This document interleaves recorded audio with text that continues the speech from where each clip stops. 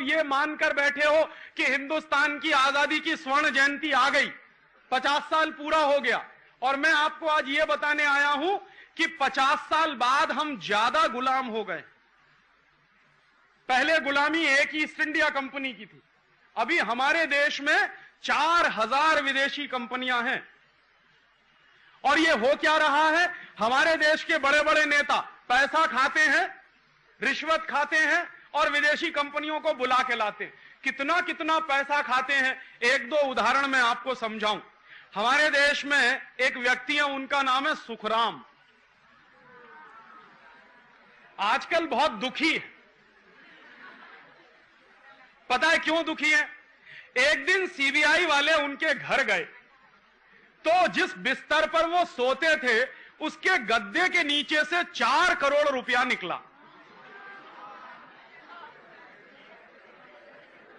तो सीबीआई वालों ने उनसे पूछा कि ये 4 करोड़ रुपया बिस्तर के गद्दे के नीचे से निकला, इसका माने आपके बैंक बैलेंस में कितना होगा? तो कहने लगे नहीं नहीं, मेरे पास कुछ नहीं है, मेरे पास कुछ नहीं है। तो सीबीआई वालों को भरोसा नहीं हुआ, उन्होंने उनके सारे लॉकर सीज किए और उनके सारे अकाउंट सीज किए, तो पता चला हंड्रेड्स ऑफ करोड़ रुपए की प्रॉपर्टी उसमें से निकली। तो सीबीआई वालों ने पूछा, सुखराम जी ये पैसा कहां से आया? तो कहने लगे भगवान ने दिया है। तो सीबीआई के एक ऑफिसर ने उनसे कहा कि भगवान आपको ही क्यों देता है, मुझे क्यों नहीं देता, हमको क्यों नहीं देता? बाद में सीबीआई ने जब तपास की सुखराम के बारे में, तो पता है जानकारी क्या मिली? जानकारी मिली कि जब ये व्यक्ति हिंदुस्तान के मंत्री थे, सैटेलाइट टेलीकम्युनिकेशन के मिनिस्टर थे, तब इन्होंने क्या किया, हिंदुस्तान की एक सबसे बड़ी कंपनी है आईटीआई, स्वदेशी है हमारे देश की, टेलीफोन बनाती है। तो जो आईटीआई कंपनी टेलीफोन बनाती है, तो उसका जो टेलीफोन का एपरेटस है ना, फोन और उसका क्रेडल दोनों मिला के एपरेटस, वो जितने रुपए में हमको देती है, 100 रुपए में, 125 रुपए में, 150 रुपए में हमको देती है आईटीआई। सुखराम साहब ने क्या किया कि अब आईटीआई का नहीं लेंगे, अमेरिका की कंपनी का खरीदेंगे। तो अमेरिका की कंपनी ने वो एपरेटस बेचना शुरू किया 600 रुपए में। हमारे देश में बनता था 150 रुपए का, सुखराम साहब ने वो नहीं खरीदा, अमेरिका से खरीद कर लाएंगे 600 रुपए में। तो उससे क्या होगा, अमेरिका की कंपनी को जो 450 रुपए का मुनाफा होगा, उसमें से कुछ सुखराम साहब को कमीशन मिलेगा। उसका नतीजा क्या हुआ, हमारे देश की सबसे बड़ी आईटीआई नाम की कंपनी तो डिवीजन बंद हो गए, अभी 4 डिवीजन बंद होने वाले हैं, उसके 6 डिवीजन है सारे देश में। तो 2 डिवीजन बंद हो गए क्योंकि वो जो सामान बनाते थे सुखराम साहब ने खरीदना बंद कर दिया, अमेरिका से खरीदना शुरू किया और उसमें करोड़ों रुपए का घोटाला किया, वो पैसा उनको मिला। तो ये किसी मीर जाफर से कम है क्या? लेकिन दुर्भाग्य क्या है, इनको हमने 5 साल तक मंत्री बना के रखा। तो आप सोचिए कि 5 साल में इन्होंने क्या किया होगा इस देश में। ऐसे ही एक दूसरे मीर जाफर हैं, उनका नाम है सुश्री जयललिता।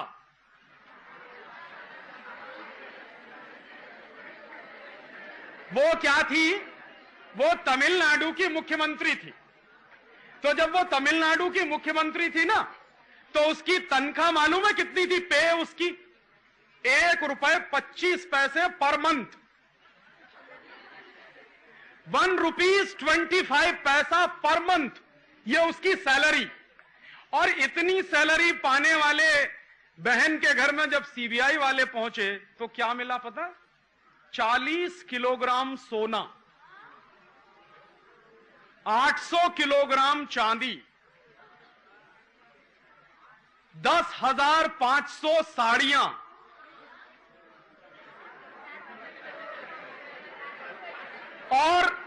और सुनिए 7,500 सैंडल और सुनिए 44 एयर कंडीशनर और सुनिए 19 लिम्यूजिन कार्स और एक लिम्यूजिन कार की कीमत है 5.5 लाख रुपए इस समय। तो 19 कार्स और आखिर में 65 करोड़ रुपीस कैश। अब आप सुनिए कि उसको तो ₹1.25 पे मिलती थी पर मंथ। इतना पैसा कहां से आया? जिसको ₹1.25 तनख्वाह मिलती हो, उसके घर में 65 करोड़ रुपए कैश, 40 किलोग्राम सोना, 800 किलोग्राम चांदी, 10,500 साड़ियां, 7,500 जूते और 19 विदेशी कार। इतना सब कहां से आया? तो उसकी तपास जब हुई है, अभी पूरी हो चुकी है, तो सीबीआई वालों ने बताया कि ये जब मुख्यमंत्री थी तमिलनाडु की, तो तमिलनाडु में चंदन के जंगल हैं। चंदन समझते हैं? सैंडलवुड।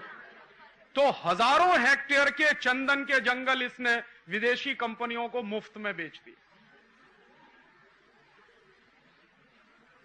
तो विदेशी कंपनियों ने क्या किया? उसके बदले में रिश्वत खिलाई। और अब वो रिश्वत खा के अब उनके ऊपर कोर्ट में केस चल रहा है। पता नहीं कब तक चलेगा, ये नहीं मालूम। कब उनको फांसी मिलेगी, ये भी नहीं मालूम। लेकिन इस देश में चल रहा है। मीर जाफर नंबर 2 देखिए क्या है। एक मीर जाफर नंबर 3 है, उनका नाम है लालू प्रसाद यादव।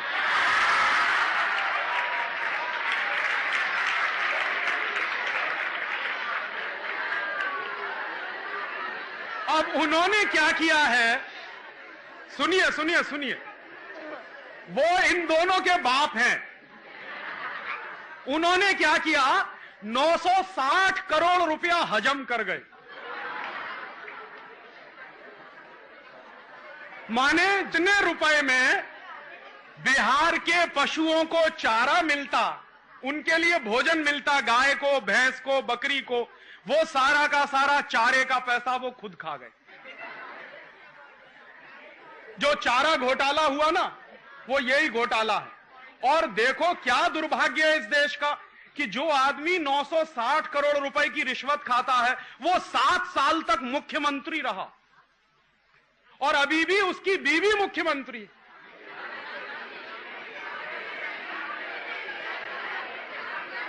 तो आप जरा अपने आप से पूछिए, ये मैं कह रहा हूं इसलिए नहीं, आप अपने आप से पूछिए कि इतने बड़े बड़े मीर जाफर अगर इस देश में हैं, तो क्या होगा इस देश का।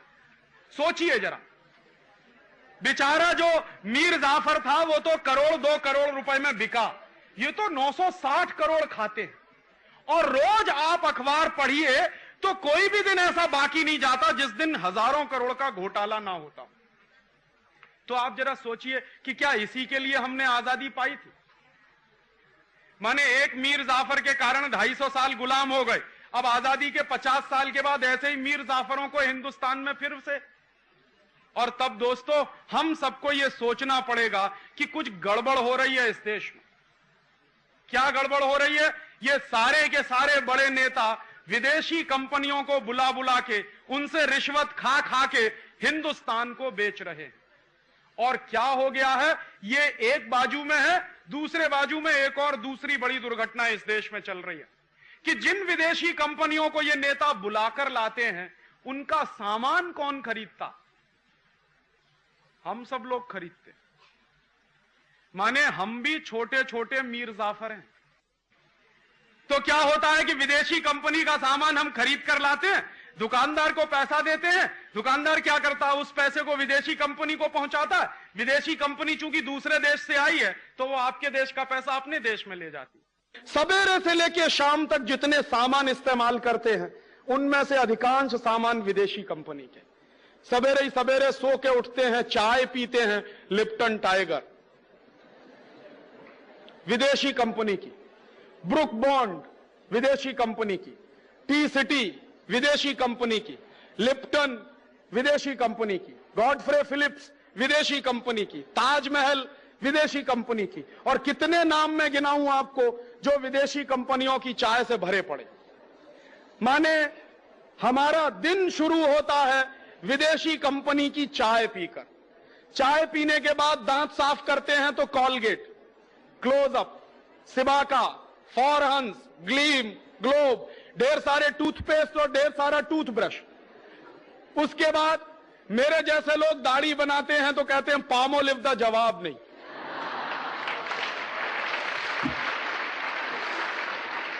क्या कहते हैं साहब? कपिल देव कहता है। कपिल देव देश बेचने में लगा हुआ है, हम भी लगे हुए हैं उसके साथ साथ। तो घर घर में विदेशी कंपनी की शेविंग क्रीम, उनके साथ साथ ब्लेड, विल्किंसन सॉर्ट का, विल्टेक का, 7 o'clock का, after shave lotion, Old Spice का और पता नहीं क्या क्या सब। उसके बाद नहाने जाते हैं तो साबुन, Lux, Liril, Rexona, Pears, Camay, Palmolive, Pond's, Johnson and Johnson. क्यों खरीदते हैं ये? माधुरी दीक्षित कहती है।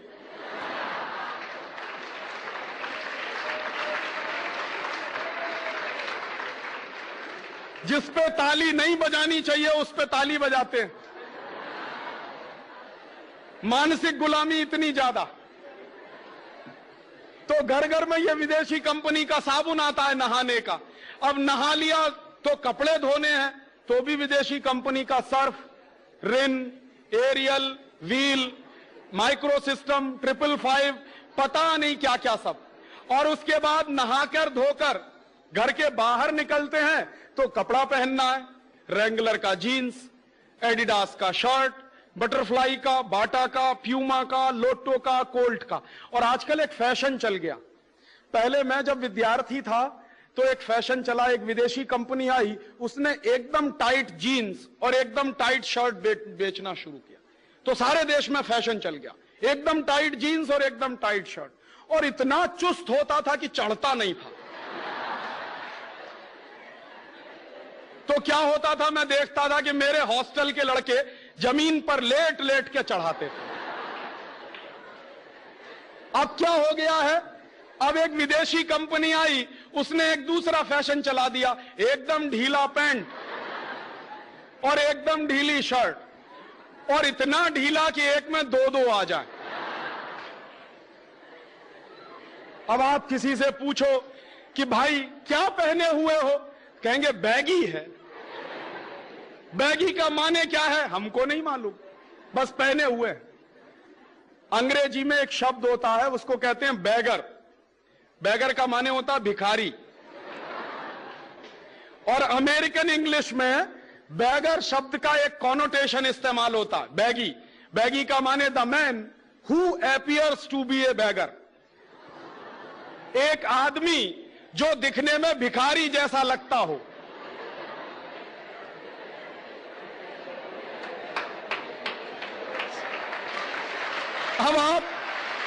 अब आप जरा ये सोचिए कि बैगी पहनकर आप स्मार्ट दिख रहे हैं या भिखारी जैसे दिख रहे हैं। और एक मिनट भी सोचने की फुर्सत नहीं है कि हम क्या पहने हुए। जब मैं किसी नौजवान को बैगी पहने हुए देखता हूं तो पूछता हूं कि भाई काहे को ये लटकाए घूमते हो? तो कहता राजीव भाई शाहरुख खान पहनता है। तो मैं कहता हूं शाहरुख खान किसी दिन कुएं में गिरेगा तो हम भी गिरेंगे। माने इतनी 2 मिनट की अकल नहीं है हम। तो बैगी पहनते हैं, उसके बाद स्कूल कॉलेज जाते हैं। काम करने के लिए पेन पेंसिल भी विदेशी कंपनी की। और स्कूल कॉलेज जब निकलते हैं ना, उसके पहले बहुत लोग ये कहते हैं अरे यार अभी चार्ली का सेंट तो लगाया ही नहीं। फिर कोई कहता है यार अभी फेयर एंड लवली तो लगाई नहीं। काहे को चाहिए फेयर एंड लवली? क्योंकि गोरेपन की क्रीम है।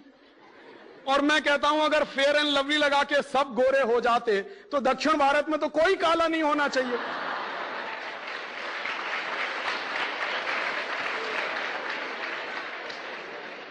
अब इतना सारा सज धज के स्कूल कॉलेज पहुंचते हैं तो काम करने के लिए पेन पेंसिल भी विदेशी कंपनी के, रेनॉल्ड, रोटोमैक। क्यों खरीदते हैं? लिखते लिखते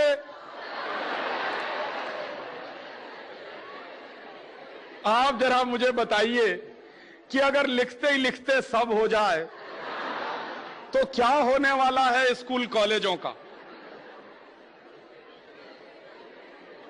और स्कूल कॉलेज से पढ़ाई पूरी करके घर वापस जाते हैं, चाय नाश्ता करते हैं, वो भी विदेशी कंपनी का, बिस्कुट विदेशी कंपनी का, ब्रिटानिया, नेस्ले, कैडबरीज, मारी का।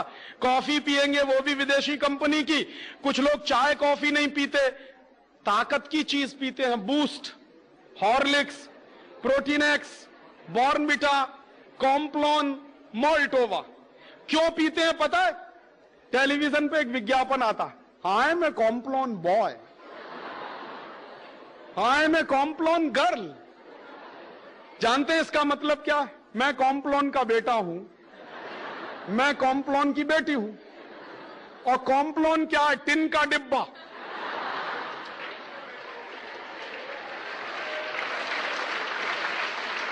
अब आप जरा मुझे ये बताइए कि क्या टिन के डिब्बा के भी बेटा बेटी हो सकते हैं? माने 100% इडियोसिटी। और उस इडियोसिटी का पेमेंट कौन कर रहा है? हम कर रहे हैं। और उसी इडियोसिटी पर विदेशी कंपनियों का माल बिक रहा। शाम को कभी बाजार में जाएंगे, प्यास लगेगी, Pepsi cola, Coca Cola, Thums Up, Limca, Citra, इतना सारा पानी। फिर रात में घर वापस लौटेंगे, किसी बच्चे को भूख लगेगी तो कहेगा मम्मी मम्मी भूख लगी, तो मम्मी कहेगी बस 2 मिनट। वो मम्मी 2 मिनट में सड़े मैदे की मैगी बना के देगी। और उसको मैगी को खा के पेट नहीं भरता तो अंकल्स का चिप्स, रफल्स का चिप्स, हॉस्टेस का, टॉप रेमन का, बिनीज का, इतना सारा माल सवेरे से लेकर शाम तक विदेशी कंपनियों का। आपके रसोई घर में विदेशी कंपनी घुस गई पूर्णा। माने अब नमक भी विदेशी कंपनी का खा रहे हैं। क्यों पता है? ताकि कभी नमक हरामी ना करें उनसे। नमक उनका खा रहे हैं, आटा उनका खा रहे हैं पूर्णा। माने इतना गिर गया है यह देश कि अब अपना नमक भी नहीं बना सकते, आटा भी नहीं बना सकते। और इतना सामान जो विदेशी कंपनियों का हम खरीद रहे हैं, आपको मालूम नहीं दोस्तों क्या हो रहा है। आप जब सवेरे ही सवेरे चाय कॉफी पी लेते हैं ना, हिंदुस्तान का कबाड़ा हो जाता है। हम जब सब लोग चाय कॉफी पीते हैं तो हिंदुस्तान की खून पसीने की कमाई का 5,600 करोड़ रुपए विदेश चला जाता है। ये जो चाय कॉफी बेचने वाली कंपनियां हैं, ये मुनाफा कितना कमाती। कोई भी विदेशी कंपनी इस देश में चाय पैदा नहीं करती। चाय पैदा हमारे देश के खेड़ूत करते, यहां के किसान चाय पैदा करते।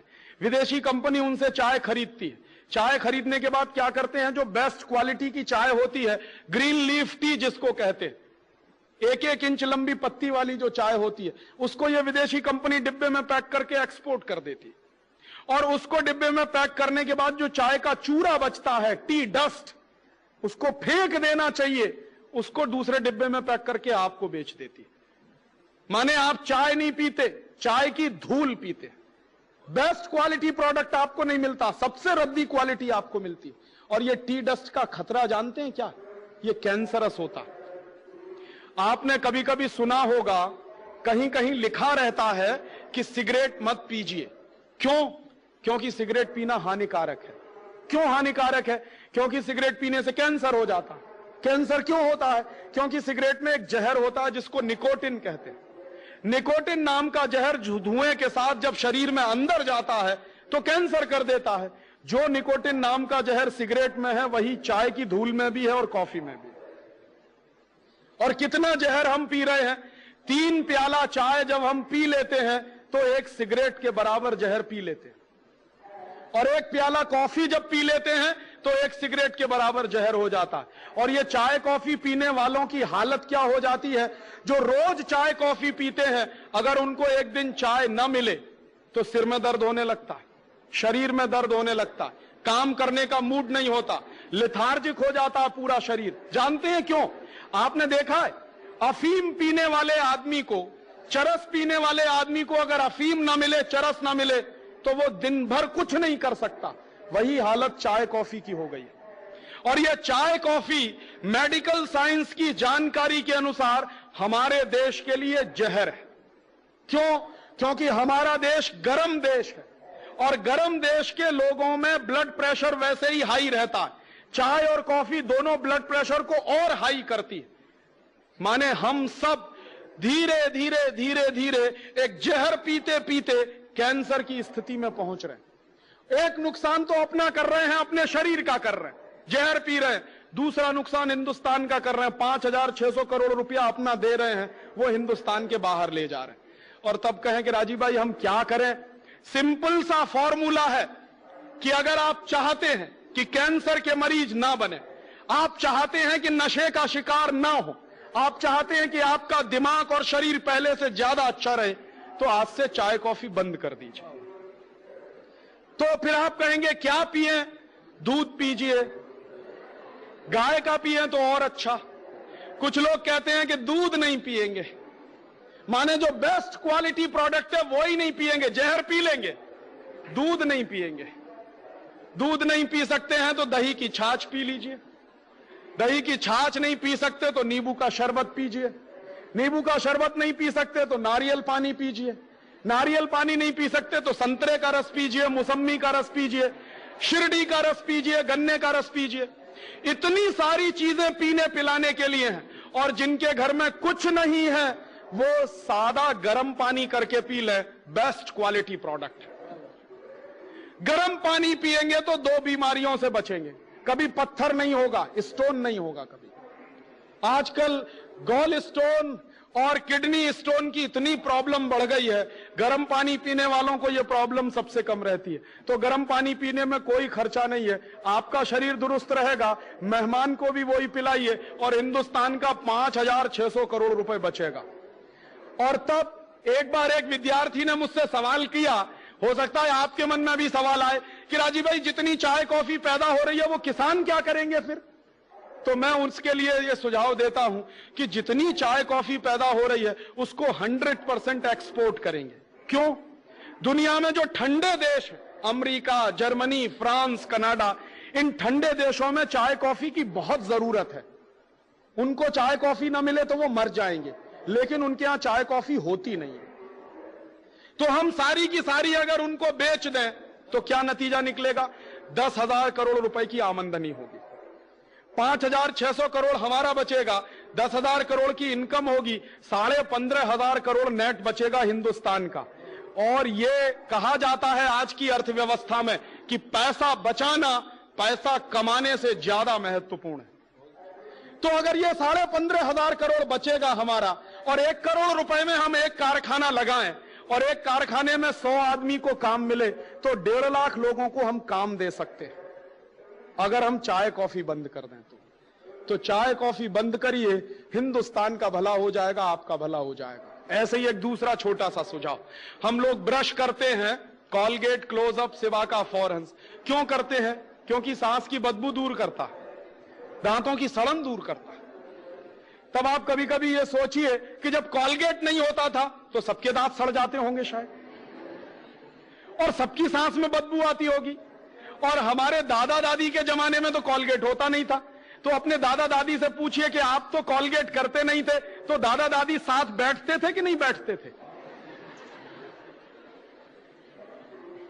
और तब आपको जवाब मिलेगा कि हमारे दादा दादी नीम का दातुन करते, बबूल का दातुन करते। क्यों करते हैं? दुनिया में सबसे इंटेलिजेंट लोग हैं जो नीम का दातुन करते। कारण जानते हैं क्या? पहला कारण मैंने शुरू में बताया, नीम का पेड़ ऑक्सीजन देता। दूसरा एक और जबरदस्त कारण है, जब आप नीम का दातुन चबाएंगे तो आप महसूस करेंगे कि आपके मुंह में लार ज्यादा बनेगा, सैलीवा ज्यादा बनेगा, और जितना ज्यादा सैलीवा बनेगा उतना ही अच्छा डाइजेस्टिव सिस्टम रहेगा, और जितना अच्छा डाइजेस्टिव सिस्टम रहेगा उतना ही अच्छा आपके शरीर की इम्यून पावर रहेगी, और जितना अच्छा डाइजेस्टिव सिस्टम उतनी ही बीमारियां आपसे दूर, क्योंकि 90% बीमारियां पेट की गड़बड़ी से पैदा होती। पेट की गड़बड़ी ठीक रहने के लिए डॉक्टर कहते हैं आपको कि खाना चबा चबा कर खाइए। क्यों? क्योंकि सलीवा ज्यादा बनता है और खाने को पचाने का काम सबसे ज्यादा सलीवा करता है। लेकिन अद्भुत है नीम का दातुन, जितनी देर चबाएंगे उतनी देर सलीवा मुंह में बनेगा, अपने आप बनेगा। ये अजीब कुदरत है। तो जितना ज्यादा सलीवा बनेगा उतना अच्छा आपके लिए, अच्छा है दांतों के लिए। और एक दूसरी जानकारी, अमेरिका में और जर्मनी में कैंसर की सबसे अच्छी दवा लिमड़ा के पेड़ से बनती है। दोनों देशों में नीम होता नहीं है, अमेरिका में भी नीम नहीं होता, जर्मनी में भी नहीं होता। तो अमेरिका की एक कंपनी ने नीम पर पेटेंट करवा लिया। पेटेंट क्यों करवा लिया है? क्योंकि भविष्य में हिंदुस्तान का लिमड़ा अमेरिका ले जाने की जरूरत पड़े तो कोई तो कानून चाहिए, तो उन्होंने पहले से ही पेटेंट करवा के बैठे हुए। हम बेवकूफ लोगों को मालूम नहीं कि हर घर के सामने नीम का पेड़ लगा है। यह दुनिया की अद्भुत चीज है। एक नीम का पेड़ अगर आपके आंगन में लगा हुआ है तो जान लीजिए 200 और 250 किस्म के वायरसेस और बैक्टीरिया आपके घर से दूर रहेंगे, कभी नहीं आएंगे। नीम का पेड़ जबरदस्त चौकीदारी का काम करता है।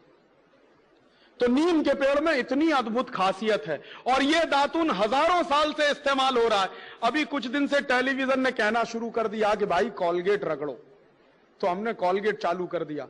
अब जो नीम का दातुन करते हैं उनको हम मानते हैं कि ये बेवकूफ लोग हैं, और जो कॉलगेट करते हैं वो मानते हैं कि हम इंटेलिजेंट हैं। है सच में उल्टा। जो नीम का दातुन करते हैं वो सबसे इंटेलिजेंट हैं, और जो कॉलगेट करते हैं वो दुनिया के सबसे बड़े इडियट हैं। पता है क्यों? कॉलगेट बनता कैसे आपको मालूम है?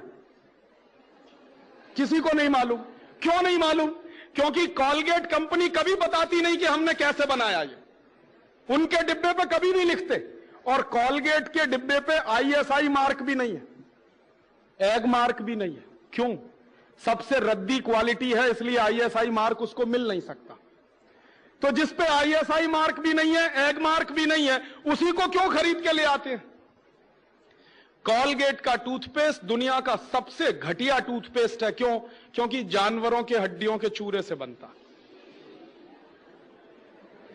अब मैं किसी से यह कहूं कि जानवरों की हड्डियों का चूरा रोज सवेरे उठकर अपने मुंह से रगड़िए, तो आप कहेंगे क्या फालतू की बात कर रहे हैं। और मैं कहूं कि कॉलगेट करिए, तो रोज हम करते हैं। और जानवरों के हड्डियों के चूरे के साथ साथ उसमें एक दूसरी खतरनाक चीज और है, फ्लोराइड। फ्लोराइड नाम उस जहर का है जो शरीर में फ्लोरोसिस नाम की बीमारी करता। और हिंदुस्तान में पानी में पहले से ही ज्यादा फ्लोराइड है, इसलिए हिंदुस्तान में तो ये सारे पेस्ट बंद कर देने चाहिए। और तीसरी एक और खतरनाक चीज होती है उसमें, हम लोग ये महसूस करते हैं कि पेस्ट वो अच्छा जिसमें ज्यादा से ज्यादा झाग बने, फोम बने। ये झाग पता है किससे बनता है? सबसे ज्यादा झाग बनता है रिन और सर्फ में। क्यों बनता है? क्योंकि उसमें एक पदार्थ मिलाया जाता है जिसको तकनीकी भाषा में हम कहते हैं सिंथेटिक डिटर्जेंट। सिंथेटिक डिटर्जेंट कपड़ा धोने के साबुन में मिलाते हैं, उसी को कॉलगेट में भी मिलाते हैं झाग पैदा करने के लिए। तो मैं आपसे कहूं कि कपड़ा धोने के साबुन से दांत साफ करिए, क्योंकि उसमें सबसे ज्यादा झाग पैदा होता है। और हमारे देश में तो कुछ लोग ऐसे हैं जो आधा आधा घंटे रगड़ते रहते हैं क्योंकि झाग निकालना है उनको। दुनिया का सबसे रद्दी पेस्ट आप इस्तेमाल कर रहे हैं। और एक आखिरी जानकारी इसी के बारे में, मैं जब यूरोप में घूमता था तो मुझे एक बात पता चली कि यूरोप के लोगों के दांत सबसे ज्यादा खराब है। सबसे गंदे दांत दुनिया में अगर किसी के हैं तो यूरोप के लोगों के। और वहां क्या है, हर दूसरा तीसरा आदमी दांतों का मरीज है, हर दूसरा तीसरा आदमी। और सबसे ज्यादा संख्या डॉक्टर जो हैं वहां वो दांतों के, अमेरिका में भी। तो मैं एक बार, एक डॉक्टर थे, डॉक्टर जुकरसन, मैंने उनसे पूछा कि आपके देश में दांतों के मरीज क्यों हैं इतने, और आपके देश में दांतों के डॉक्टर क्यों हैं इतने? तो कहने लगे कि हम दांतों के मरीज इसलिए हैं क्योंकि पेस्ट रगड़ते हैं। तो मैंने कहा बेस्ट क्वालिटी क्या है? कि वो तो हमारे देश में होती नहीं, तुम्हारे देश में होती है, नीम का दातुन। तो मैंने कहा आप क्या करते हैं? कि जब से मुझे पता चला नीम का दातुन बेस्ट क्वालिटी है, मैं हिंदुस्तान से मंगवाता हूं। तो यहां से जाता है, वो करते हैं, और हम ईडियो सिटी में कॉलगेट रगड़ते हैं। और जो कॉलगेट पेस्ट आपके देश में बिकता है ना, वो अमेरिका में नहीं बिकता। ये कंपनी अमेरिका की, लेकिन फ्लोराइड वाला टूथपेस्ट वो ये यहां बेचते हैं, अमेरिका में नहीं बेचते। क्यों? पाबंदी लगी हुई है वहां। डॉक्टर मना करते हैं कि इसको मत करिए, फ्लोरोसिस नाम की बीमारी हो जाएगी। और जिस टूथपेस्ट को वहां मना किया जाता है वो ही इस देश में सबसे ज्यादा बिकता है। तो इसलिए मैं आपसे एक आखिरी निवेदन कर रहा हूं कि आज के बाद ये टूथपेस्ट बंद कर दीजिए। तो आप कहेंगे राजीव भाई फिर क्या करें? नीम का दातुन करिए, बबूल का दातुन करिए, बेस्ट क्वालिटी है। कहां से मिलेगा? बंबई के हर स्टेशन के सामने मिलता। ये गरीब लोग हैं ना, आप देखो नीम का दातुन बेचते हैं, बबूल का दातुन बेचते हैं। अगर इनका दातुन आप खरीदोगे तो आपका पैसा किसी गरीब के पास जाएगा, तो इस देश के गरीबों को रोजगार मिलेगा। और उन गरीब लोगों से दातुन आप जो खरीदोगे, एक दातुन कम से कम 1 हफ्ते चल सकता है। कैसे? आप चबाइए, जितना करें उतना काट के निकाल दीजिए, पानी में डाल के रखिए, दूसरे दिन भी काम आएगा। एक बार मैं ये बोल रहा था तो आईआईटी में एक लड़का खड़ा हो गया, कहने लगा राजीव भाई क्या उल्टी उल्टी बात करते हैं, एक ही नीम के दातुन को हम कितनी बार करें? तो मैंने कहा भाई जरा ये बताओ कि एक टूथब्रश को कितनी बार करते हो? एक दिन करते हैं, धो के रख देते हैं, फिर दूसरे दिन करते हैं, फिर धो के रख देते हैं, साल भर तक रगड़ते रहते हैं एक टूथब्रश को, तो गंदा नहीं लगता। और एक नीम का दातुन मैं कह रहा हूं हफ्ते भर रगड़ो तो गंदा लगता। तो उस लड़के ने जानते हैं क्या जवाब दिया? सच में राजीव भाई हमारा दिमाग तो एकदम उल्टा हो गया है। तो मैंने कहा ये दिमाग तुम्हारा उल्टा पता है किसने बनाया? टेलीविजन ने। उसको तुम टेलीविजन कहते हो, मैं उसको इडियट बॉक्स कहता हूं। और क्या इडियोसिटी दिखाता है जानते हैं? 2 पति पत्नी साथ साथ चल रहे हैं, थोड़ी देर के बाद पत्नी मुंह फेर लेती है, कहती है कैसे कहूं इनकी सांस में बदबू आती है। तो उसकी सहेली कहती है चल मेरे साथ। दोनों डॉक्टर के पास जाते हैं, डॉक्टर साहब कहते हैं अरे कॉलगेट का सुरक्षा चक्र तो अपनाया नहीं, सांस में बदबू तो आएगी। फिर उनके घर में कॉलगेट आ जाता है, उनके मिस्टर जिनकी सांस में बदबू आती है वो कॉलगेट रगड़ते हैं, कॉलगेट रगड़ने के बाद दिखाते हैं उनकी पत्नी उनके नजदीक आ जाती है, नीचे एक लाइन लिखते हैं दूरियां नजदीकियां बनी। जानते हैं इसका मतलब क्या? इसका मतलब है कि 2 पति पत्नी अगर कॉलगेट नहीं करेंगे तो दूर दूर रहेंगे, कॉलगेट करेंगे तभी नजदीक आएंगे। अब आप मुझे बताइए कि इससे बड़ी इडियोसिटी कोई दूसरी हो सकती है? भारतीय संस्कृति में पति पत्नी का रिश्ता परस्पर प्रेम, परस्पर विश्वास, परस्पर सद्भाव पर टिका होता है। टेलीविजन सिखा रहा है कि नहीं, कॉलगेट पेस्ट पर टिका हुआ है। और इसलिए इस 100% इडियोसिटी से बाहर आ जाइए। फायदा जानते हैं क्या होगा? अगर आप लिमड़ा का दातुन खरीदें, हम सब 1 साल में कितना पेस्ट खरीदते हैं मालूम है? सारे देश में 200-250 करोड़ रुपए का पेस्ट खरीदा जाता साल भर में। अगर ये 200-250 करोड़ का लिमड़ा का दातुन खरीदना शुरू कर दें तो इस देश के कितने गरीबों को काम मिल जाएगा। और तब आप कहेंगे राजीव भाई अगर हम सब लिमड़ा का दातुन करना शुरू करें तो नीम का झाड़ तो खत्म हो जाएगा। तब मैं आपको एक दूसरा फॉर्मूला दे के जा रहा हूं कि आपका जब जन्मदिन होता है ना तो क्या करते हैं? केक लेके आते हैं, मोमबत्ती जलाते हैं, फिर फू फू फू फूक मार के सब बुझाते हैं। हमारी भारतीय संस्कृति में दीपक कब बुझाया जाता है? जब किसी की मौत हो जाती है। हम क्या करते हैं? जन्मदिन पे ही दीपक बुझा रहे हैं, माने मरने की तैयारी कर रहे हैं।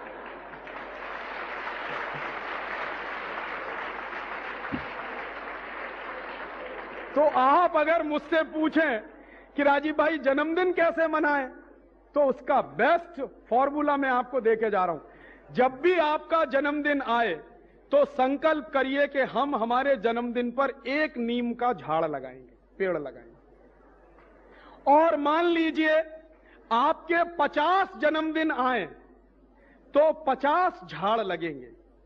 और 1 नीम का झाड़ जब बन जाता है तो साल भर में 15 लाख रुपए की ऑक्सीजन देता है 1 नीम का झाड़। तो हमने अगर 50 नीम के पेड़ लगाए अपने हर जन्मदिन पर तो 50 × 15 लाख माने कितना? कितना?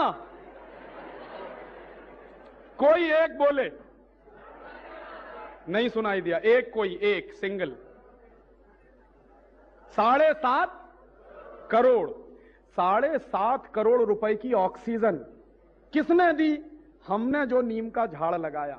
अब मैं अगर आपसे ऐसे कहूं कि 7.5 करोड़ रुपया देश को दान करिए, आप कहेंगे है ही नहीं हमारे पास। और अगर मैं ये ऐसे कहूं कि 7.5 करोड़ रुपए की ऑक्सीजन दान करिए, वो हम सब कर सकते हैं। एक एक नीम का झाड़ लगाएं तो आपके देश में दातून की भरमार हो जाएगी।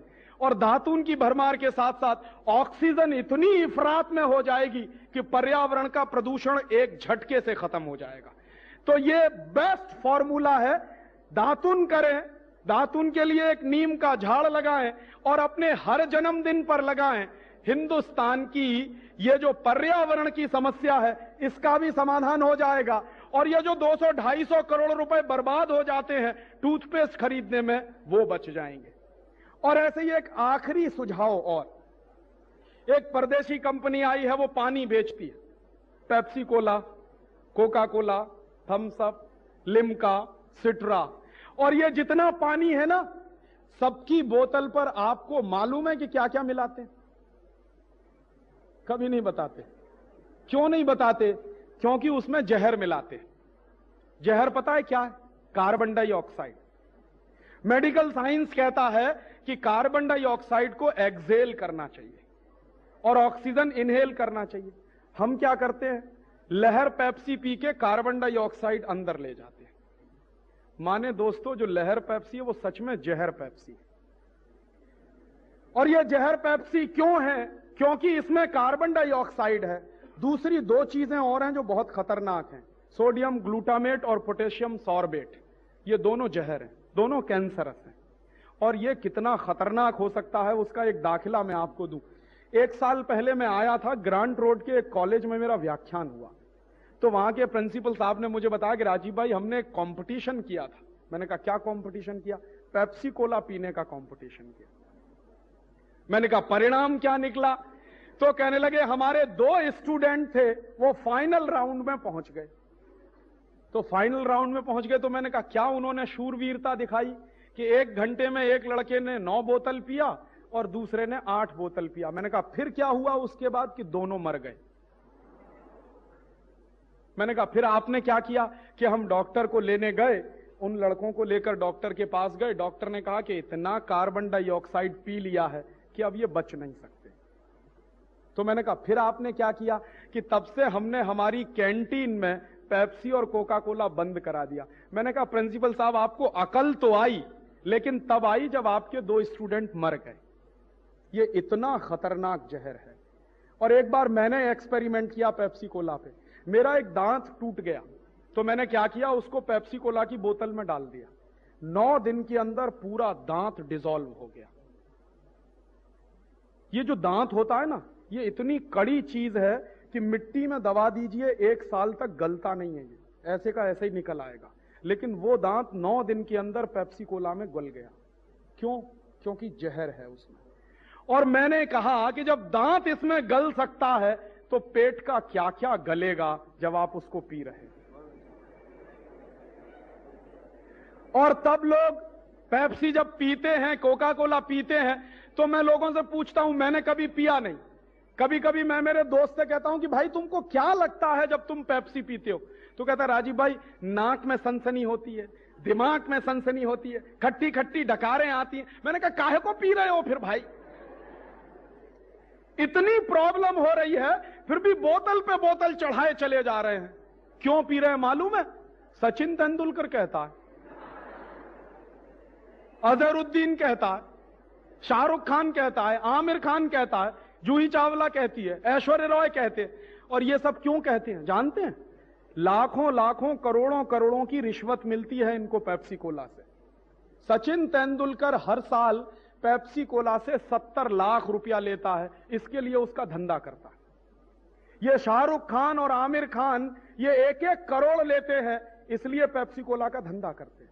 ये जितने क्रिकेट के खिलाड़ी हैं जिनको आप नेशनल प्लेयर कहते हो, ये सब विदेशी कंपनियों के एजेंट हैं दोस्तों। हर एक क्रिकेट खिलाड़ी जो टी-शर्ट पहनता है उस पे पेप्सी लिखा रहता है, विल्स लिखा रहता है। अब आप पूछिए ये प्रश्न कि ये तो हिंदुस्तानी लोग हैं, विदेशी कंपनी की विज्ञापन क्यों कर रहे हैं? तो आपको पता चलेगा कि ये बड़े बड़े गद्दार लोग हैं। सचिन तेंदुलकर को हर महीने 50,000 रुपए पगार मिलती हमारे खून पसीने की कमाई से। ये पगार हम उसको क्यों देते हैं? क्रिकेट खेलने के लिए। उसमें भी उसका पेट नहीं भरता तो विदेशी कंपनी का विज्ञापन करता। ये नेता ही देश बेचने में नहीं लगे हुए हैं, ये क्रिकेट के खिलाड़ी भी देश बेच रहे हैं। और ये रात दिन जानते हैं क्या हो रहा है? हिंदुस्तान की क्रिकेट टीम 2 ही कंपनियों का सबसे ज्यादा विज्ञापन करती है, पेप्सी कोला या विल्स। और ये दोनों कंपनियां क्या नुकसान कर रही हैं? पेप्सी कोला हिंदुस्तान से हर साल 240 करोड़ रुपए कमा कर ले जाता है अमेरिका। जहर बेचते हैं और यहां से 240 करोड़ अमेरिका चला जाता है। और उस 240 करोड़ में क्या हो सकता है आपको मालूम है? हिंदुस्तान के 2 लाख गांवों को पीने का पानी मिल सकता है। इस देश में आजादी के 50 साल के बाद 2 लाख गांवों में पीने का पानी नहीं है। ये सरकार के आंकड़े, मेरे नहीं। और करोड़ों करोड़ों लोग पीने के पानी से प्यासे हैं। गुजरात में मैंने मेरी आंखों से देखा है, कच्छ में इतनी जबरदस्त पानी की कटोकटी है कि एक एक घड़ा पानी लेने के लिए 15-15 किलोमीटर बहनें पैदल चलकर जाती। एक एक गांव मैंने देखा है जहां 4-4 दिन में एक बार पीने का पानी आता है। तमिलनाडु और कर्नाटक में पीने के पानी की इतनी कटोकटी है कि दोनों देश, दोनों प्रदेश झगड़ा करने को तैयार। कावेरी का पानी हमको मिले कि हमको मिले। सारे देश में 2 लाख गांवों में पीने के पानी की भयंकर कटोकटी है, तो हमारी सरकारें क्या कर रही हैं? उन 2 लाख गांवों में पीने के पानी की कोई व्यवस्था नहीं है। पेप्सी कोला गांव गांव में बिकवा रहे हैं। और ये जो पेप्सी कोला का पैसा हम दे रहे हैं, जो अमेरिका चला जाता है 240 करोड़ रुपया, अगर ये ना जाए अमेरिका, माने इस देश में पेप्सी कोका कोला जैसे बंद हो जाए, तो इस देश में लाखों गांवों को पीने का पानी मिल सकता है। और यही देश की सच्ची स्थिति। और तब आप कहेंगे, और मैं आपको एक फॉर्मूला देके जा रहा हूं कि जब भी आपके हाथ में पेप्सी या कोका कोला की बोतल आए, तो आप पहले हिंदुस्तान के उन करोड़ों भाई बहनों का चेहरा याद करिए जिनको पीने का पानी नहीं मिलता और आप पेप्सी और कोका कोला पी रहे हैं। तो आपको, आपके हाथ कांप जाएंगे कि मैं इतना बड़ा नेशनल क्राइम कर रहा हूं कि देश में पेप्सी कोका पी के करोड़ों रुपया अमेरिका भेज रहा हूं। और कितना पैसा आप इस कंपनी को देते हैं? पेप्सी की एक बोतल 70 पैसे में तैयार होती है और बाजार में 8.5-9 रुपए की बिकती है। अंदाजा लगाइए कितना पैसा हम देते हैं। तो जब आपके हाथ में पेप्सी और कोका कोला आए, तो करोड़ों भाई बहनों को याद करिए जिनको पीने का पानी नहीं मिलता। और फिर भी आप अगर पेप्सी और कोका कोला पी लें, तो आपसे बड़ा गद्दार इस देश में कोई दूसरा नहीं है। ये मेरा फॉर्मूला है। और एक दूसरी बात आपसे और कह के जा रहा हूं कि जो लोग इस देश में पेप्सी कोला, कोका कोला की बिक्री बढ़ाने में लगे हुए, उनको मैं बहुत बड़ा गद्दार मानता हूं। और ये सारे के सारे नेशनल क्रिकेट प्लेयर इसी काम में लगे। तो आप कम से कम इनको एक चिट्ठी तो लिखो खुलकर, तुमको हमने क्रिकेट का खेल खेलने के लिए कैप्टन बनाया, अब तुम पेप्सी कोला बेच रहे हो। और पेप्सी कोला बेचते बेचते अब जूता बेचना चालू कर दिया उसने, एक्शन का।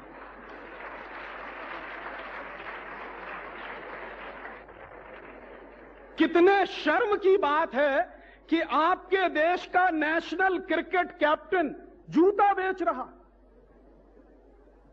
और x cricket captain Kapil Dev ना जूते भी सांस लेते हैं।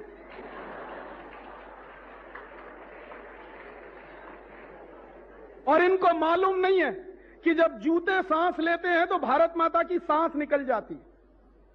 ये जूते बेचने वाली जो विदेशी कंपनियां आई हैं, हिंदुस्तान से सैकड़ों करोड़ रुपए कमा कर ले जाती हैं। उसका नतीजा जानते हैं क्या होता है? हिंदुस्तान के लाखों लाखों मोची बर्बाद हो गए जिनका जूता नहीं बिकता बाजार में। लाखों लाखों मोची बर्बाद हो गए। मेरे अपने इलाहाबाद शहर की बात मैं कर रहा हूं। मैंने सर्वे कराया, जब से बाटा कंपनी का जूता बिकना शुरू हुआ मेरे शहर में, 14,000 मोची बेकार हो गए मेरे अपने शहर में। पहले वो जूता बनाते थे और बेचते थे। गांव गांव में एक मोची होता था, उसका जूता बनता था और बिकता था। अब उस मोची का जूता कोई नहीं खरीदता, सब बाटा का खरीद के लाते। लाखों मोचियों को बर्बाद कर दिया इन कंपनियों ने जूते बेच बेच कर। और उसका धंधा बढ़वाते हैं ये कपिल देव और तेंदुलकर जैसे ना। और जानते हैं क्या होता है कि हमारे कमरे में फोटो भी इन्हीं गद्दारों का लगा रहता है, तेंदुलकर का या कपिल देव का। माने जो देश में नेशनल क्राइम कर रहे हैं, उनको हमने अपना हीरो बना रखा। और एक दूसरी बात और बताऊं तो आपको ख्याल आएगा कि ये लोग कितना बड़ा देश के साथ धोखा कर रहे हैं। एक कंपनी है, उसका नाम है आईटीसी। ये अमेरिका की कंपनी, ये सिगरेट बनाती। सिगरेट का विज्ञापन हिंदुस्तान में टेलीविजन पे नहीं आ सकता, इसका कानून है। तो ये कंपनी क्या करती है कि सीधे तो अपना विज्ञापन दे नहीं सकते, तो ये क्या करते हैं, क्रिकेट की सीरीज स्पॉन्सर करते, विल्स कप करवाते या पेप्सी कप करवाते। तो उसमें क्या होता है, बार बार टेलीविजन पे उनका जाहिरात आता है। कैसे आता है? आपने देखा है जिस क्रिकेट के मैदान में मैच होता है उसके विकेट पे विल्स लिखा रहता है। काहे को भाई? अंतरराष्ट्रीय क्रिकेट का तो कानून यह है कि विकेट एकदम प्लेन होना चाहिए। प्लीज, अंतरराष्ट्रीय कानून यह है कि विकेट एकदम प्लेन होना चाहिए, लेकिन उस पर विल्स का स्टिकर लगा रहता है। क्यों? क्योंकि आप जितनी देर देखेंगे आपकी आंखों में Wills Wills Wills Wills Wills पढ़ा जाएगा। फिर क्या होता है कि क्रिकेट के खिलाड़ी जिस एंड से बॉल फेंकते हैं उस तरफ भी विल्स लिखा रहता, दूसरे तरफ भी विल्स लिखा रहता, मैदान में चारों तरफ विल्स विल्स विल्स ही लिखा रहता। फिर उसके बाद क्या होता है, जो खिलाड़ी बल्ला लेके खेलने आता उस पे भी स्टिकर विल्स का लगा रहता। कम से कम आपने एक बार मैच देखा तो 100 बार विल्स का नाम आपको याद हो गया। यह धंधा वो कर नहीं सकते थे जब एडवर्टाइजमेंट देते, तो उन्होंने क्रिकेट की सीरीज स्पॉन्सर कर दी। उसका नतीजा क्या हुआ? सारे देश में विल्स की सिगरेट की बिक्री बढ़ गई। कितनी सिगरेट बनाती है यह कंपनी? एक साल में 90 अरब सिगरेट बनती है। और 90 अरब सिगरेट बनती है तो कबाड़ा क्या होता है देश का? इस कंपनी की जब 500 सिगरेट बनती है तो एक पेड़ उसमें कट जाता है, और एक पेड़ कटने का माने 15 लाख रुपए की ऑक्सीजन का नुकसान। और यह कंपनी जब 90 अरब सिगरेट बनाती है तो इस कंपनी के सिगरेट बनाने के कारखानों के लिए 1400 करोड़ पेड़ हर साल कटते हैं। अब वो जो 1400 करोड़ पेड़ कट जाते हैं, हर एक पेड़ 10-15 लाख रुपए की ऑक्सीजन देता है, अरबों रुपए की ऑक्सीजन खत्म हो जाती है। और उसके बाद एक तमाशा और होता है कि जब 90 अरब सिगरेट जलती है तो उसमें से कार्बन डाइऑक्साइड निकलती है, कार्बन मोनोऑक्साइड निकलती है, सल्फर डाइऑक्साइड निकलती है। और कितनी निकलती है? 90 अरब सिगरेट को अगर जलाया जाए तो 46,000 मीट्रिक टन जहरीली गैसें उसमें से पैदा होती। तो एक बाजू में ऑक्सीजन की बर्बादी, दूसरे बाजू में 46,000 मीट्रिक टन जहर पैदा हो रहा, और उस जहर को पी रहे हैं हम सब। जो सिगरेट पी रहा है वो भी मर रहा है, जो बाजू में बैठा है वो भी मर रहा है। इतना बड़ा तमाशा चल रहा है। और अमेरिका में यही जानकारी जब हो गई वहां की सरकार को, तो सिगरेट बनाने वाली कंपनियों पे अब पाबंदी हो गई। वहां टैक्स इतना बढ़ा दिया कि कोई सिगरेट बेचना मुश्किल हो गया। उन्हीं सिगरेट कंपनियों का जाहिरात क्लियर कर रहा है। इनको आप इंडियन कहते हो? ये नेशनल लोग हैं। ये तो जिस थाली में खाते हैं उसी में छेद कर रहे हैं। और दुर्भाग्य से इन्हीं का मैच देखने के लिए हम टिकट खरीद के जाते हैं। क्रिकेट के खेल ने इस देश का कितना नुकसान किया है शायद आपको अंदाजा नहीं है। एक दिन का जब वनडे मैच होता है सारे देश में काम ठप हो जाता, कर्मचारी काम नहीं करते, स्टूडेंट्स कॉलेज में नहीं आते, कोई काम नहीं होता, या तो टीवी पे बैठे रहते हैं या कमेंट्री सुनना चालू कर देते हैं। और वो कमेंट्री और टीवी के सामने जो नहीं बैठ पाते वो मैदान में चले जाते हैं। और हर दिन इस देश में 250 करोड़ रुपए का नेशनल लॉस होता है एक दिन के मैच में। हजारों करोड़ रुपए का दूसरा नुकसान है, 250 करोड़ का हमारा राष्ट्रीय नुकसान है एक दिन का, और हम 5-5 दिन के मैच देखते हैं। और वो मैच देखने से पता नहीं क्या मजा आता है। कई बार मैं लोगों से कहता हूं कि मैच देखने से अच्छा तुम खेल लेते तो शरीर में शायद शक्ति आ जाती। बैठे बैठे इडियट बने हुए देख रहे हैं, क्या कहते हैं, अरे साला आउट हो गया, अभी मैं जाता तो ऐसे मारता, तो बल्ला लेके पहुंच क्यों नहीं जाते वहां?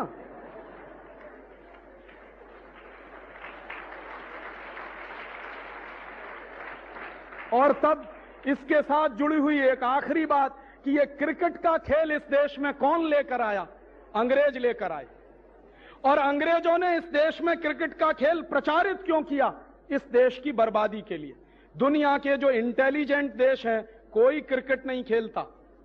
अमेरिका में क्रिकेट नहीं होता, जर्मनी में क्रिकेट नहीं होता, फ्रांस में क्रिकेट नहीं होता, जापान में क्रिकेट नहीं होता, चीन में क्रिकेट नहीं होता, साउथ कोरिया में क्रिकेट नहीं होता, मलेशिया इंडोनेशिया में क्रिकेट नहीं होता। और जितने देशों में क्रिकेट नहीं होता वो सब इस समय बहुत ऊंचे देश हैं अर्थव्यवस्था के हिसाब से। और जिन जिन देशों में क्रिकेट का खेल खेला जाता है सबका कबाड़ा हो रहा है। दुनिया में सिर्फ 12 देश हैं जहां क्रिकेट खेला जाता है, उन सब देशों की हालत देख लीजिए, एक से एक बदतर है। तो आप ये कर क्या रहे हैं? काहे का मोह पाला है आपने ये क्रिकेट का? और तब मैं आपसे यह कह रहा हूं कि ये पेप्सी बिल सिर्फ इनका बहिष्कार मत कीजिए, इन क्रिकेट खिलाड़ियों का भी बहिष्कार करिए और इनको कम से कम एक चिट्ठी लिखिए कि हमने तो तुमको देश के खेलने के लिए बनाया था, तुम तो गद्दारी कर रहे हो इस देश से। और कभी कभी मैं आपको बताऊं कि ये क्रिकेट के खेल में हार जीत ऐसे ही नहीं होती, बाकायदा रिश्वत दी जाती है और ली जाती है, इसलिए हारते हैं और जीतते हैं। और यह किस्सा खुल गया, हमारे ही देश की क्रिकेट टीम के एक खिलाड़ी मनोज प्रभाकर ने यह सारी कहानी खोल दी। उसने कहा है कि मैं पैसा लेके खेलता था और इंडियन क्रिकेट टीम में बहुत सारे ऐसे खिलाड़ी हैं जो पैसा लेके खेलते हैं। और कैसे खेलते हैं? आपने सुना होगा कि करप्शन नेता करते हैं, नेताओं से बड़ा करप्शन ये करते। क्या करप्शन है मालूम है? एक बार वेस्ट इंडीज और इंडिया का मैच हुआ कानपुर में, ट्रायंगुलर क्रिकेट सीरीज थी, सेमीफाइनल मैच था। उसमें वेस्ट इंडीज की टीम पहले खेली, 236 रन बनाए उसने। इंडिया की टीम दोबारा खेलती थी, 34-35 ओवर का खेल बीता, 6 खिलाड़ी आउट हुए, 194 रन बना, 4 खिलाड़ी बाकी थे, 15 ओवर्स का खेल बाकी था। धीमे धीमे भी खेलते तो रन बन जाते। उस समय क्रीज पर खेल रहे थे मनोज प्रभाकर और नयन मोंगिया। इन दोनों खिलाड़ियों ने जानते हैं क्या किया? टुक टुक करके पूरा खेल निकाल दिया, 15 ओवर बिता दिए और 12 रन बनाए। जीता हुआ मैच हिंदुस्तान हार गया। शाम को क्रिकेट कंट्रोल बोर्ड की मीटिंग हुई, उसमें एक अधिकारी हैं IS बिंद्रा, उन्होंने एक कमेटी बनाई कि जांच करो ये क्यों हारा मैच।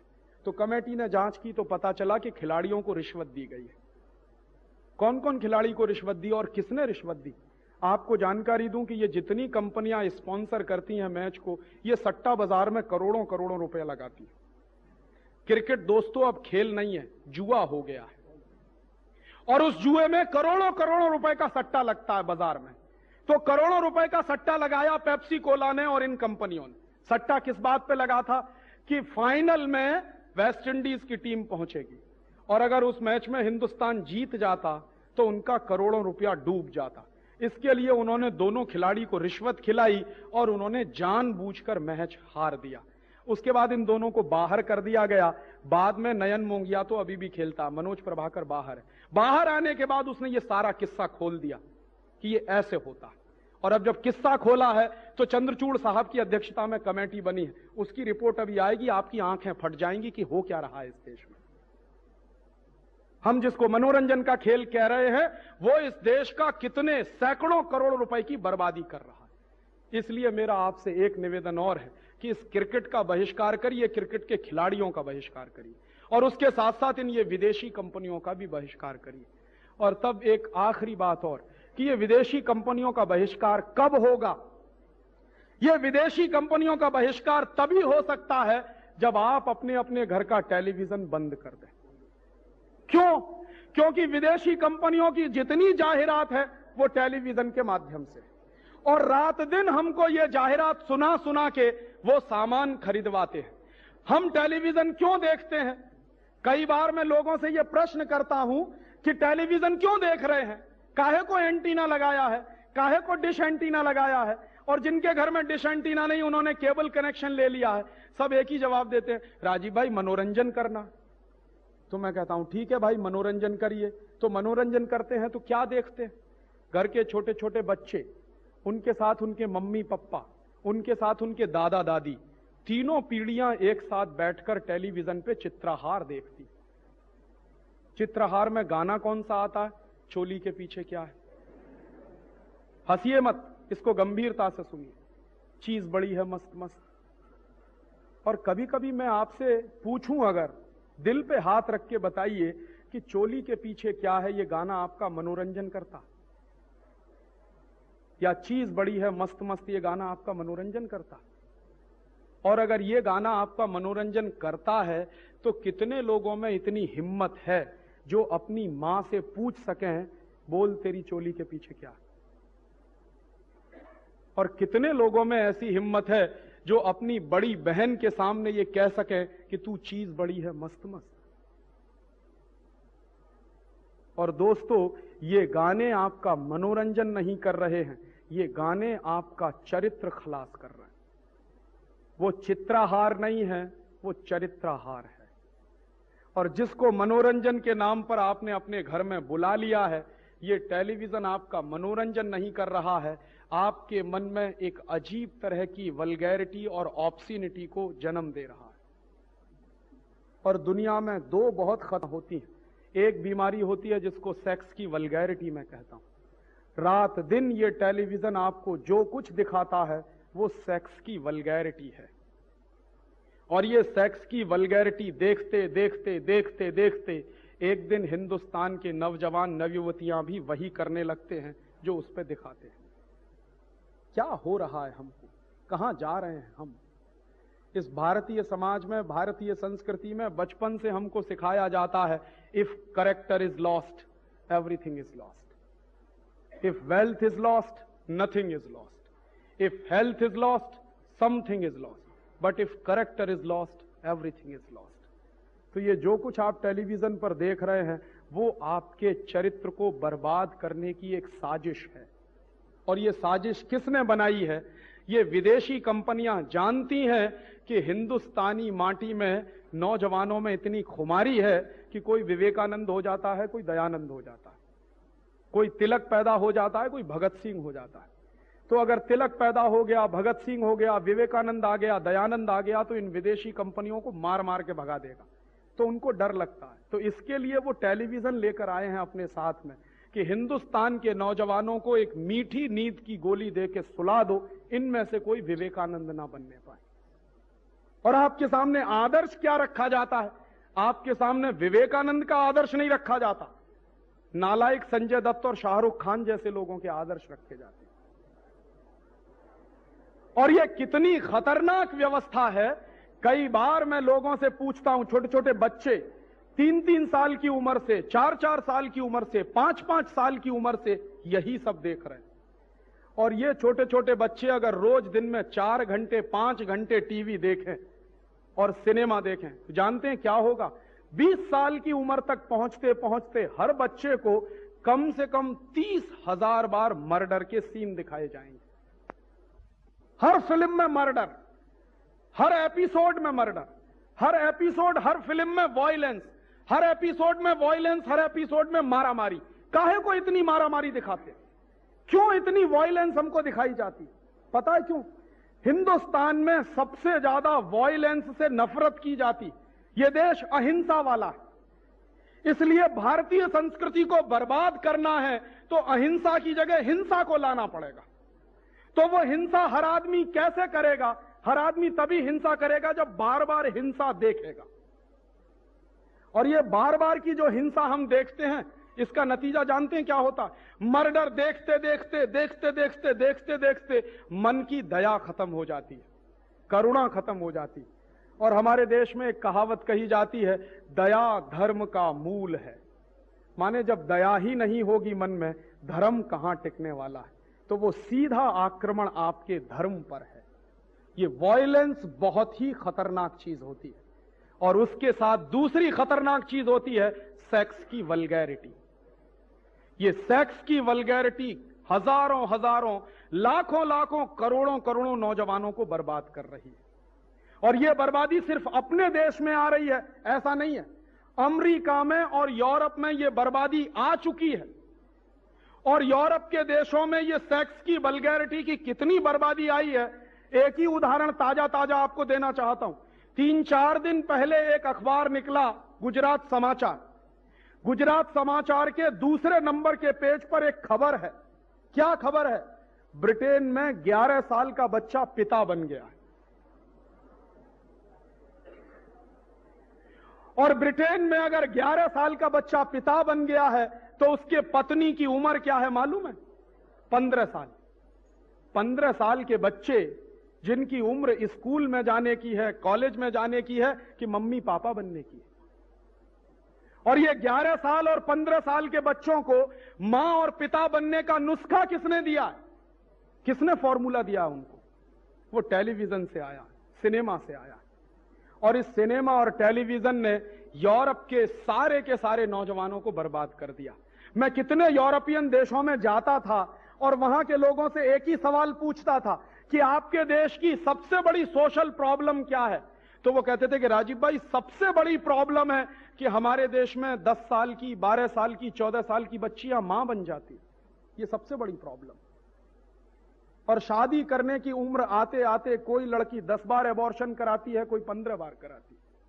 ये उनकी प्रॉब्लम है। वर्जिनिटी क्या होती है ये उनको नहीं मालूम है। क्यों नहीं मालूम है? भारतीय संस्कृति क्या होती है ये भी नहीं मालूम है। संयम क्या होता है, अपने ऊपर संयम रखने की व्यवस्था है। विद्यार्थी जीवन तो संयम वाला जीवन होता है, ये हर धर्म कहता है इस देश में। इसलिए विद्यार्थियों को गुरुकुल में जाना पड़ता था ताकि 25 साल तक संयम के साथ आप शिक्षा ग्रहण करिए। वो संस्कृति उनको नहीं आती। और उसके बाद आज उनके यहां प्रॉब्लम इतनी जबरदस्त हो गई है कि बिना शादी के पैदा होने वाले बच्चों को रखें कहां। तो बिना शादी के पैदा होने वाले बच्चों को रखने के लिए ही उनके देशों में कॉन्वेंट स्कूल खोले गए। कॉन्वेंट स्कूलों में यूरोप में कौन बच्चे पढ़ते हैं जिनके मम्मी पापा का पता नहीं है? क्यों नहीं पता है? हिम्मत नहीं है ये बताने की कि ये मेरा बेटा है या मेरी बेटी है। क्यों नहीं हिम्मत है? शादी के पहले हुए हैं। क्यों हो गए हैं शादी के पहले? टेलीविजन पे जो कुछ देखते थे, सिनेमा में जो कुछ देखते थे, वही किया फिर अपने जीवन में।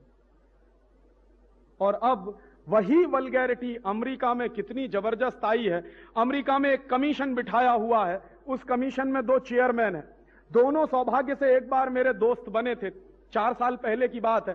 मैं एक बार एक इंटरनेशनल कॉन्फ्रेंस में गया था, बॉन में, फिर फ्रैंकफर्ट में। वहां मेरी उनसे मुलाकात हुई। अभी वो दोनों व्यक्ति अमेरिका की सरकार के एक कमीशन के चेयरमैन हैं। वो कमीशन कर क्या रहा?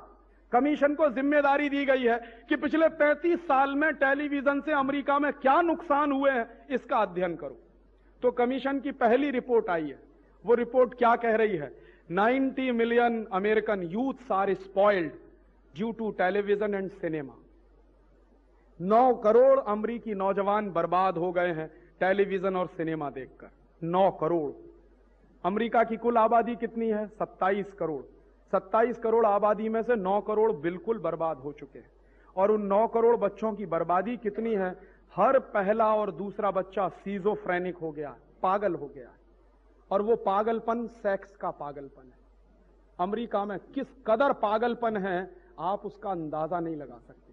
यहां से दिखने में लगता है कि अमेरिका बहुत ऊंचा देश है, बहुत तरक्की वाला देश है। आपको मालूम नहीं है अमेरिका दुनिया में वो देश है जहां 1 मिनट में सबसे ज्यादा बलात्कार होते हैं बहनों के ऊपर। 1 मिनट में सबसे ज्यादा रेप केसेस अमेरिका में होते हैं। 1 मिनट में सबसे ज्यादा मोलेस्टेशन के केसेस अमेरिका में होते हैं।